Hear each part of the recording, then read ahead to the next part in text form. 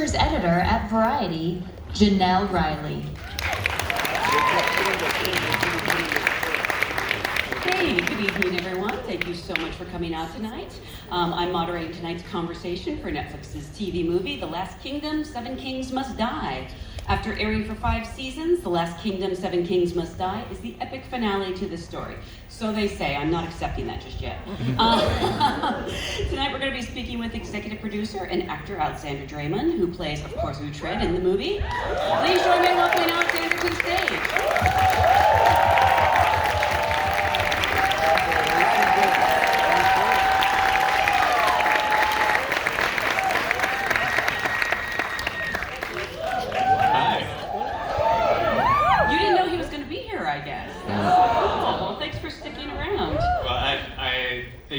Thought you were going to get a bathroom break, and now you don't. Thank you so much for being here. Congratulations on really the end of an era. This show became one of Netflix's biggest hits. It's built such a following. Was there a point, maybe after the first season or after it, started on Netflix, that you realized that it become this worldwide phenomenon? People start shouting "Destiny is all" at you. Well, first of all, I just need a moment to take this in because it's so cool. I'm so moved to be here. Thank you so much for having me and for screening our movie. It means so much to me personally. It means so much to our whole team, our whole family. I wish I weren't the only one up here today because it's a labor of love. Anyway, that's all. So, and thank you for these awesome Vikings. Yes, which we've been told are very old, so I won't be moving. And creaky. Yeah. You hear funky noises, the chairs. So what was sort of the moment where you realized that this had hit such a nerve with, everyone, worldwide, really? I honestly can't say that I really realized it even now, because of when season 4 came out, which was very successful. It was during COVID, so everybody was locked up, and then when the 5th one came out, we were shooting, and we were shooting the movie when the 5th one came out. So, I don't think it really sank in yet, but I'm obviously so grateful that it has done so well, and I'm so grateful to Netflix for letting us finish the story the way we wanted to finish it. The movie was such a wonderful bonus. I'm actually curious if people do recognize you on the street because you're so much cleaner than Uhtred. And so maybe there's a little bit of a bonus that they don't know right away that it's you, because otherwise you really would have people shouting at you all day, I feel like, lines from the show. I often get people saying, "Wow, that's crazy, you look so much like Uhtred, son of Uhtred." I'm like, who? That's amazing. I'd actually love to go back to the beginning and ask how you sort of got the role. Were you familiar with the Bernard Cornwell series that this is based on? It's a book series, sorry. Yeah, I love Bernard's work, and I got it just by auditioning. It was a long process. It took, I think the first one was around April. I think I got the part around September or October. But it was so worth sticking with it, and I read all of his novels. It was just the best way to build this character. Normally when you do your research, you have to find it, and there it was just handed to me on a silver platter. Was it like a self-tape at first? I'm always curious about the process, especially a role like this that is heading a new series. If they have to narrow it down, and are you taping these epic battle scenes in your bathroom? Just pretty much. Yeah. I had this little stick that I was using as a sword. Yeah. And the hardest part about it was to figure out how to pronounce the names. You just kind of have to take a shot in the dark because you're not in communication with anybody. You just get the scenes. Were you pretty good? Did you learn when you learned the actual pronunciation? No. Did you have Uhtred right? Oh yeah. Okay. Yeah, I had Uhtred right. Okay, that's the one that matters. What about finding his accent? Because it's so specific in that it seems to be an amalgam of things. Because obviously he has, a very backstory. Yeah, so we wanted Uhtred's accent to be different from anybody else in the show just because he was this figure that kind of existed between the two realms, the Saxons and the Danes. And The casting directors did such a great job at casting Scandinavian actors for all the Viking characters, and then British actors for all the Saxons, and we wanted Uhtred to be apart from that. So we worked with our dialect coach Penny Dyer, and we thought we'd take a British base and kind of put a Scandinavian twist to it, and then it kind of evolved from there. I think you know, that was the basis of it, but then the sort of there's a rhythm and kind of a song-like quality to the way he talks, I think, and that really came from I lived in Switzerland for a while, and there's this sort of singing quality to that dialect that I thought was very fitting. It gave him an otherness. I think I heard you speak 3 languages. Is that correct? Yeah, I'm hoping to learn Spanish because I find it such a beautiful language. Yeah. Every time I start learning it, then I start working on something else, and then I have to start over again. But yeah, that's my. And you yourself have kind of an international background because you were born in Germany, but then you grew up, I believe you mentioned Switzerland and also America? Yeah, I mean, I mostly grew up in France Oh. and the United States, actually. Yeah. How much do you can you use that to sort of draw on, Uhtred's feelings of belonging several places or not belonging at all? Both, really. Both. I think that his story and that aspect of his story definitely resonated with me from the beginning. I don't feel like I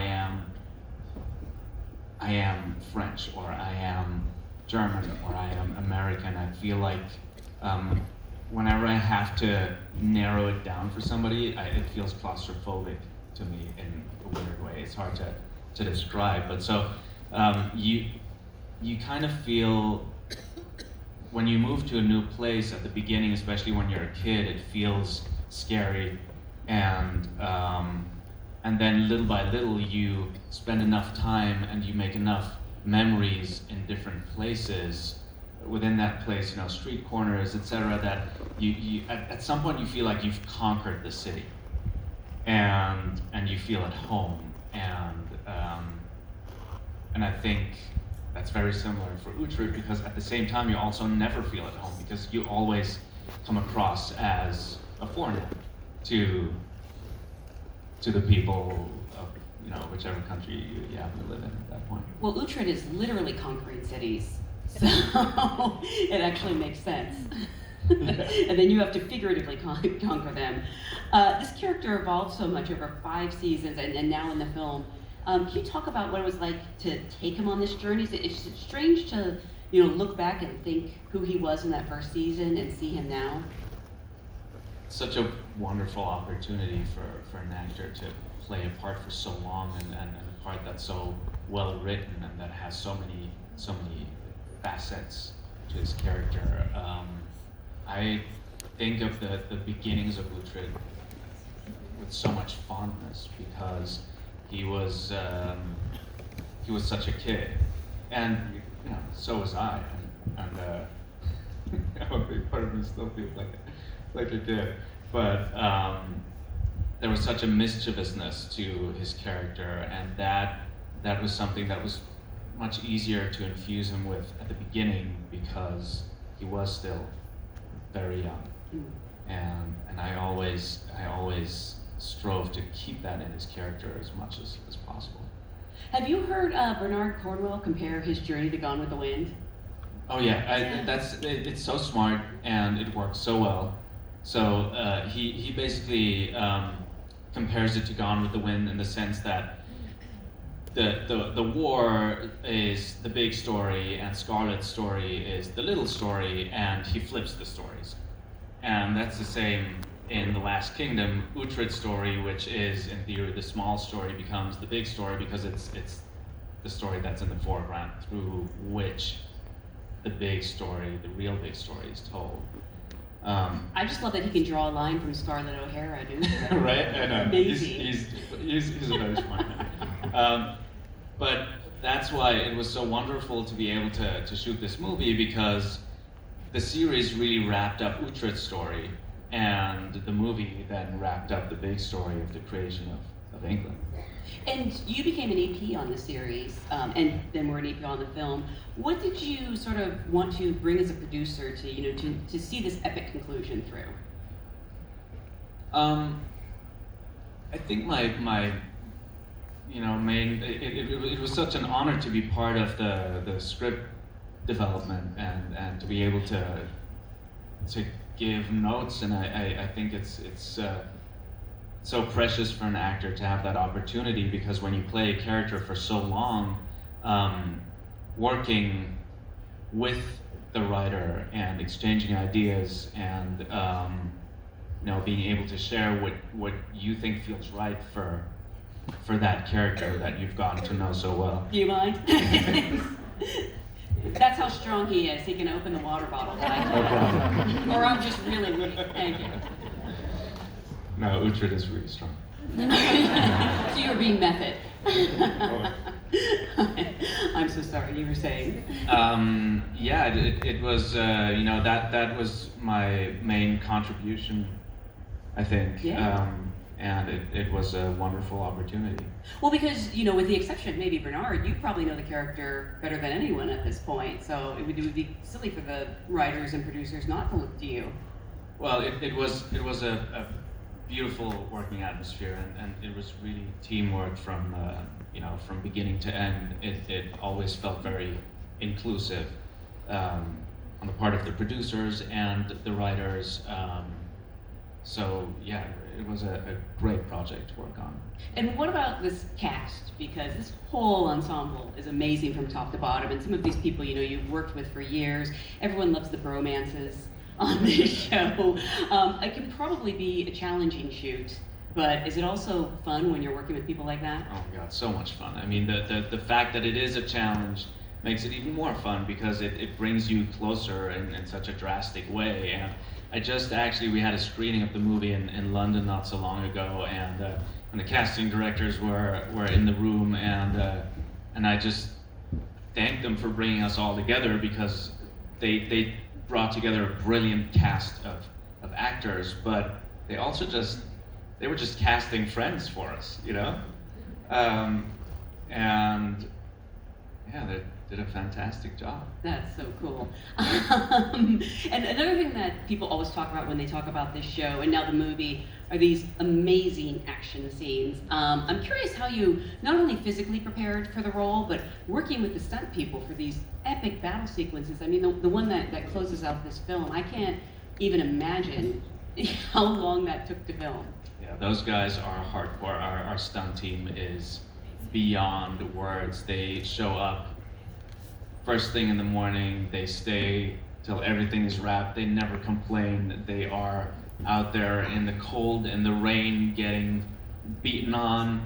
And they have to deal with us actors. You know, it's truly remarkable. I've learned so much from them. The stunt team is led by Levente Lejac, who is a Hungarian stunt coordinator who's become a dear friend of mine, and my stunt double, Tomáš Katrič, who we always joke that he's the real Uhtred, that he comes in to do the stunt scenes, and then I come in and do blah, blah, blah, blah, and then it's back to the real Uhtred.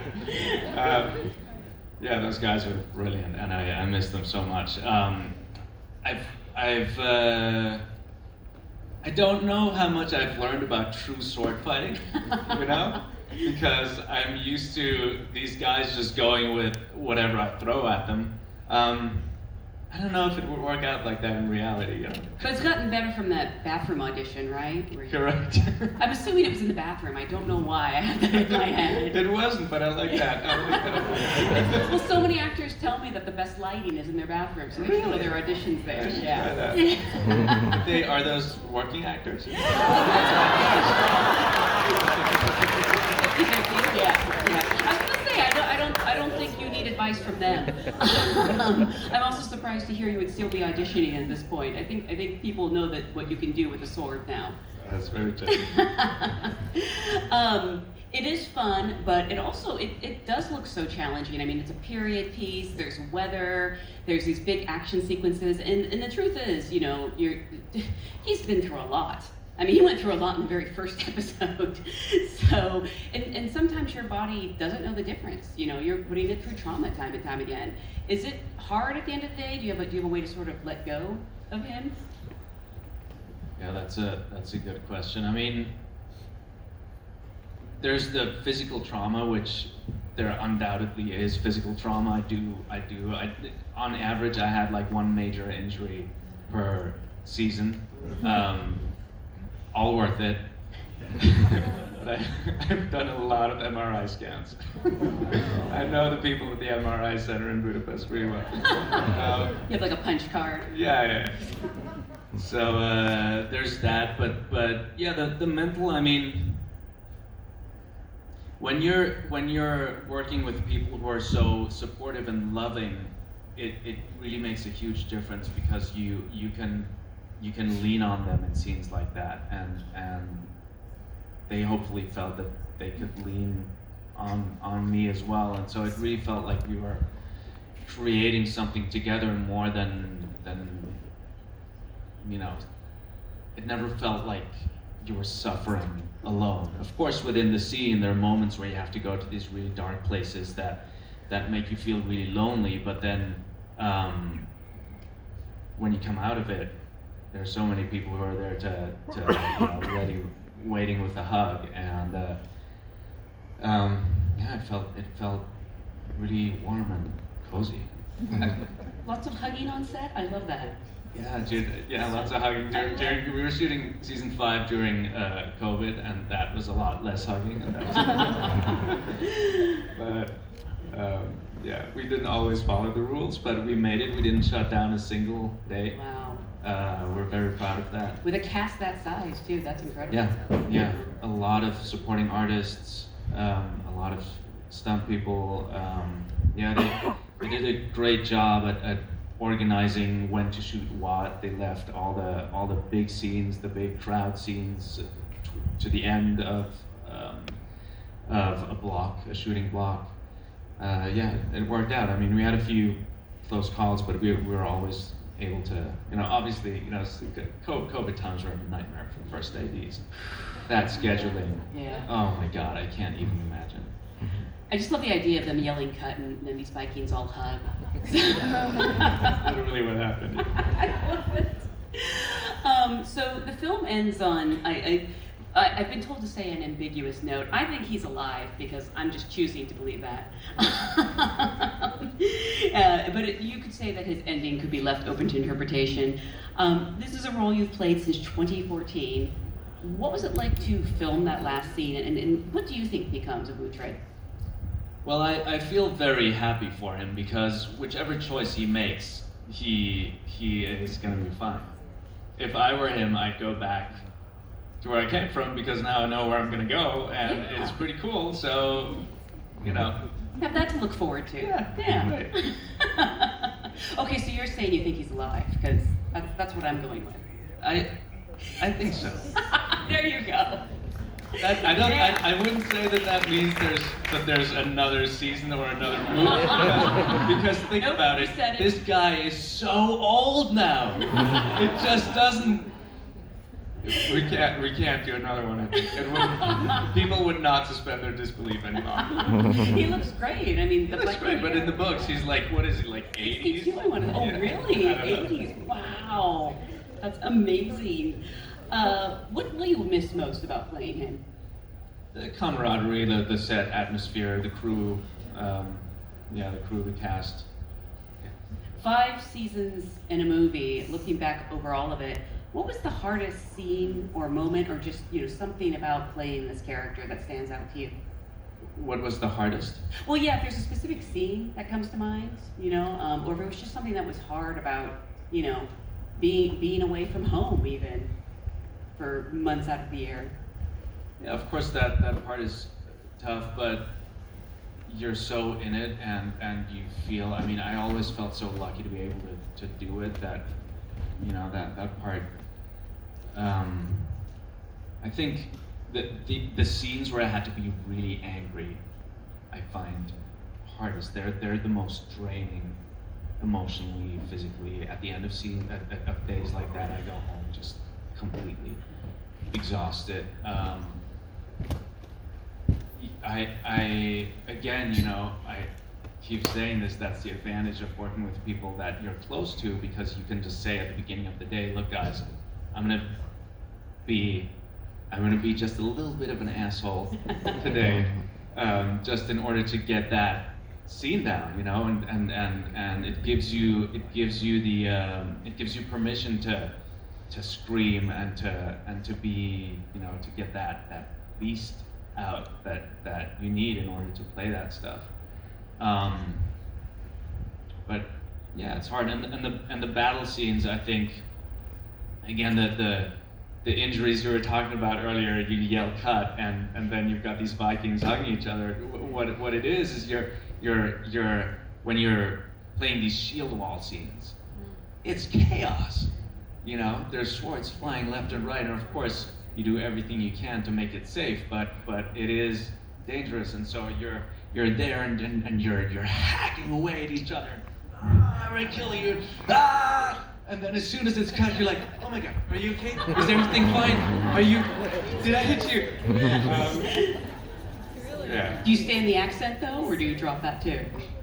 Yeah, at the beginning I did. Yeah. At the beginning I did, but once I got to know Uhtred so well, you can just drop in and out of it. Gotcha. That's how you know it's you apologizing and not Uhtred when you're. Uhtred doesn't apologize. Yeah, I was gonna say, good point. I'd just love to ask, like, what's up next for you? After closing this chapter, what can we look forward to seeing you in next? I find it so hard to find the right thing at the moment. I've read so many scripts, and I'm still searching, to be honest. I don't know yet. I got the opportunity to direct in season 5. I loved it. I'm so passionate about that. I don't know yet if the next project is going to be a directing project or an acting project. What I do know is that I would love it to be different. I would love to do a comedy. I think there's a serious lack of rom-coms around at the moment. It's all about finding the right script. In my dreams, it's something where I can wear a pair of jeans and a t-shirt, where I don't need 3 people to come with me when I need to pee. Maybe Hawaii? Maybe. Hawaii? Yes, That's right. Yeah. That would be amazing. Well, whatever it is, we cannot wait to see what you do next. Thank you so much for joining us. We're going to miss the rest